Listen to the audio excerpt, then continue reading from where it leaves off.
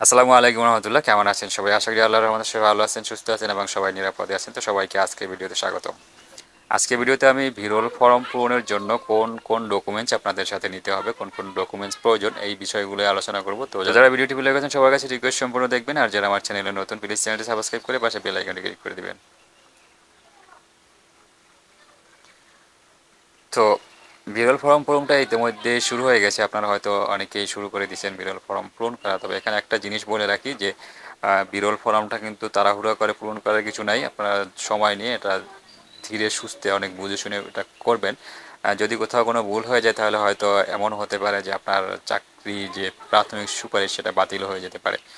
তো এই জন্যই এই বিরল ফর্মটা সময় নিয়ে অত্যন্ত যত্ন সহকারে ভুল ত্রুটি খেয়াল করে তারপর পূরণ করবেন। তো এখন বলি যে বিরল ফর্ম পূরণ করতে যদি আপনি বসেন তাহলে আপনার কোন কোন ডকুমেন্টসগুলো দরকার হবে। প্রথমে হচ্ছে আপনার এনআইডি কার্ড, তারপরে হচ্ছে আপনার প্রত্যেকটা শিক্ষাগত যোগ্যতার সার্টিফিকেট, দ্বিতীয়ত হচ্ছে আপনার মা বাবা তাদের এনআইডি কার্ড, চতুর্থত হচ্ছে আহ, আপনি বিগত 5 বছরে 6 মাসের বেশি যে সকল জায়গায় থাকছেন ওই সমস্ত জায়গাগুলোর একদম ঠিকানা, পূর্ণাঙ্গ ঠিকানা। তারপরে হচ্ছে এখানে দুইজন রেফারেন্সে দুইজনের নাম দিতে হবে যারা আপনাকে চিনেন এরকম, এই দুইজনের নাম, মোবাইল নাম্বার, একদম আইডি কার্ডের যে নাম থাকবে ওনার সেটা এবং ওনার মোবাইল নাম্বার, এই সমস্ত ডকুমেন্টসগুলো আপনাকে সাথে নিয়ে তারপরে বিরল ফর্ম পূরণ করতে হবে, পূরণ করতে বসতে হবে। তো প্রথমে বলে যে এনআইডি কার্ডটা আপনার কী কাজে লাগবে। আপনার যে এনআইডি কার্ড, আপনার এই যে এনআইডি কার্ডটা সেটা অনলাইনে সাবমিট করতে হবে। এটা আপনি স্ক্যান করবেন, ব্যাক পার্ট এবং ফ্রন্ট পার্ট দুইটাই স্ক্যান করে একসাথে করবেন, একসাথে করে একটা পেজে আনবেন। একটা পেজে এনে তারপর এটাকে আপনি পিডিএফ ফরম্যাটে সেভ দিবেন এবং এটা অবশ্যই 1 MBর মধ্যে থাকতে হবে যখন আপনি সেভ দিবেন। তো তারপরে আপনার এই এনআইডি কার্ডটা সাবমিট করতে হবে তাদের ওয়েবসাইটে। এছাড়া আপনি যখন আপনার নামগুলো পূরণ করবেন, আপনার বাবার নাম, মায়ের নাম, তো অবশ্যই আপনার এনআইডি কার্ড দেখে পূরণ করবেন। আর একটা বিষয় অনেকেই বলে থাকেন যে আপনার সার্টিফিকেটের সাথে আপনার মা বাবার এনআইডি কার্ডের সাথে বা আপনার এনআইডি কার্ডের সাথে আপনার মা বাবার নামের সাথে মিল নাই। তো তাদের উদ্দেশ্যে একটা কথাই বলবো যে দেখেন, এই যে এনআইডি কার্ডের ভুল বা আপনার সার্টিফিকেটের সাথে আপনার মা বাবার এনআইডি কার্ডের যদি কোথাও কোনো মিল না থাকে এগুলো অবশ্যই সংশোধন করা দরকার। আর এটা সংশোধন কিন্তু বেশি একটা সময়ের ব্যাপার না, আর এটা অনলাইনে এখন সম্পূর্ণ করা যায়। আপনি চাইলে আপনার মা বাবার এনআইডি কার্ডটা কিন্তু অনলাইনে সংশোধন করতে পারেন। সেজন্য আপনি যদি অনলাইনে আবেদন করেন 1 থেকে 2 মাসের মধ্যেই কিন্তু সংশোধিত হয়ে কপিটা চলে আসে। তো এই সমস্ত বিষয়গুলো অবশ্যই লক্ষ্য রাখবেন যখন আপনি একটা চাকরি করতে যাবেন। চাকরির সময় যদি আপনি সার্টিফিকেট জমা দেন আর আপনার মা বাবার এনআইডি কার্ড জমা দেন তাহলে যদি দুইটাই নামে যদি ভুল থাকে তাহলে সেক্ষেত্রে চাকরির ক্ষেত্রে কিন্তু সমস্যা হতেই পারে। তো এরপরে আপনার যে সার্টিফিকেটগুলো আপনি একদম আপনার যতগুলো শিক্ষাগত যোগ্যতা সার্টিফিকেট আছে সবগুলো আপনি নেবেন। সবগুলো নিয়েই ওই যে সবগুলো স্ক্যান করবেন, সবগুলো স্ক্যান করে 1 MBর মধ্যে পিডিএফ ফরম্যাটে এটাকে সেভ দিবেন, প্রত্যেকটা সার্টিফিকেট। এরপরে আপনি যখন আপনার শিক্ষাগত যোগ্যতাগুলো অ্যাড করবেন তারপরে ওখানে এই সার্টিফিকেটগুলো আপলোড দিয়ে দিবেন। এটা হচ্ছে দ্বিতীয় বিষয়। তৃতীয় হচ্ছে আপনার মা বাবার এনআইডি কার্ড। আপনার মা বাবার এনআইডি কার্ড কেন লাগবে এটা তো আপনার ওয়েবসাইটে আপলোড দিতে হয় না। তো তারপর এই জন্য লাগবে যে আপনি যখন আপনার মা বাবার নামটা লিখবেন তখন হয়তো এমন হতে পারে আপনি একভাবে লিখলেন কিন্তু তাদের এনআইডি কার্ডে অন্যভাবে আছে, সেই জন্য এনআইডি কার্ডটা আপনার মা বাবার এনআইডি কার্ডটার সাথে নিয়ে তারপরে বসা উচিত এবং সেটা দেখে দেখেই পূরণ করা উচিত। এই জন্য আপনার মা বাবার এনআইডি কার্ডটা দরকার হবে। এরপরে হচ্ছে আপনি তো এখানেও একটা বিষয় হচ্ছে অনেকের দেখা যায় সার্টিফিকেটের যে মা বাবার নামের সাথে আর মা বাবার আইডি কার্ডের নামের সাথে ভুল থাকে অনেক সময়। অনেকে এরকম বলেন যে আমার মা বাবার আইডি কার্ডের সাথে আইডি কার্ডের যে নাম সেই নামের সাথে আমার সার্টিফিকেটের নামের সাথে কিছু একটা অমিল আছে, সামান্য কিছু। তো এমন যদি হয় যে আপনি আপনার সার্টিফিকেটে আছে মোহাম্মদ, তারপরে যে কোনো একটা নাম, তার শেষে একটা পদবি।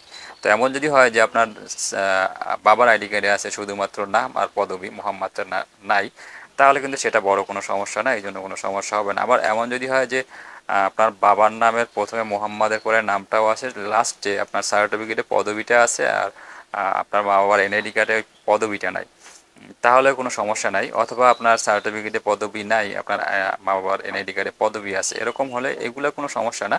মূল বিষয় হচ্ছে নামটা, নামটা যত যাই থাকুক সেটা যদি সম্পূর্ণ ঠিক থাকে, তারপরে পদবি বা মোহাম্মদটা যদি না থাকে তাহলে তেমন একটা সমস্যা না। এক্ষেত্রেও বলবো আপনি অবশ্যই আপনার মা বাবার এনআইডি কার্ডের সাথে আপনার সার্টিফিকেটের সাথে যদি কোথাও কোনো অমিল থাকে, যে কোনো একটা অক্ষরও যদি অমিল থাকে, কোথাও কোনো নামের ভুল থাকে, সেটা সংশোধন করে নেবেন। অনলাইনে এটা সংশোধন করা যায়। অনলাইনে যদি আপনি একটা আবেদন করেন, একটা ফি দিয়ে 400-500 টাকার মতো ফি দিতে হয়, সেটা দিয়ে যদি আপনি আবেদনটা করে দেন তাহলে 1 থেকে 2 মাসের মধ্যে আপনি অনলাইনে আর একটা সংশোধিত একটা কপি আপনি পেয়ে যাবেন। তো চাকরির ক্ষেত্রে এটা কিন্তু অত্যন্ত গুরুত্বপূর্ণ একটি বিষয়। আপনার এনআইডি কার্ডের সাথে আপনার সার্টিফিকেটের সাথে মিল থাকতে হবে, আপনার সার্টিফিকেটের সাথে আপনার মা বাবার সার্টিফিকেট এনআইডি কার্ডে মিল থাকতে হবে, অথবা আপনার মা বাবার যে জন্ম নিবন্ধন সেই জন্ম নিবন্ধনটা ঠিক ঠিক থাকতে হবে। এই বিষয়গুলো খেয়াল রাখবেন। এরপরে হচ্ছে আপনি বিগত 5 বছরে যে সকল জায়গায় ছিলেন ওই সমস্ত জায়গার যে সম্পূর্ণ তথ্যটা, মানে 6 মাসের বেশি যে সকল জায়গায় ছিলেন ওই ঠিকানাটা সম্পূর্ণভাবে সংগ্রহ করে তারপরে আপনাকে এটা লিখে তারপরে কিন্তু ফর্মটা পূরণ করে বসতে হবে। যদি কোথাও কোনো ভুল হয়, দেখা যায় আপনি একটা ঠিকানা দিলেন, ধরেন গ্রামের নাম একটা দিলেন, ইউনিয়ন অন্য একটা হয়ে গেল, তারপরে উপজেলা অন্য একটা হয়ে গেল, তখন ওই ইউনিয়ন আর উপজেলা আর গ্রাম জীবনে কেউ কোনোদিন খুঁজে পাবে না। তো এরকম যদি কোথাও কোনো ভুল হয়ে যায় তাহলে কিন্তু আপনার এই যে বিরল ফর্মটা একদম মানে গ্রহিত হবে বলে এটা মনে হয় না। তখন কিন্তু একটা ঝামেলায় পড়ে যাবেন আপনি। যেহেতু আপনি যে ঠিকানাটা দিয়েছেন ওই ঠিকানায় যদি খুঁজে না পায় তাহলে আপনার তথ্যগুলো ভুল বা মিথ্যা তথ্য দিয়েছেন, এটার কারণে আপনার সুপারিশটা বাতিল হয়ে যেতে পারে। তো এজন্যই সম্পূর্ণ আপনি বিগত 5-6 বছর 5 বছর যেখানে 6 মাসের বেশি ছিলেন ওই সমস্ত জায়গার ঠিকানাটা অবশ্যই সংগ্রহ করে তারপরে ফর্মটা পূরণ করতে বসবেন। সর্বশেষ যে তথ্যটা সেটা হচ্ছে আপনি যে 2 জন ব্যক্তিকে দিবেন রেফারেন্সে, এলাকার গণ্যমান্য ব্যক্তি। এখানে আপনি চাইলে একজন এমবিবিএস ডাক্তার দিতে পারেন, আপনার এলাকার চেয়ারম্যানের নাম দিতে পারেন, আপনার এলাকায় যদি কোনো কলেজ থাকে সেই কলেজের যে প্রিন্সিপাল থাকবে তার নাম দিতে পারেন। যার কাছে আপনার কথা বললে বা আপনার নাম বললে আপনার সম্বন্ধে জানতে চাইলে তিনি সম্পূর্ণ তথ্যটা আপনাকে আপনার তথ্যটা তাকে দিতে পারেন।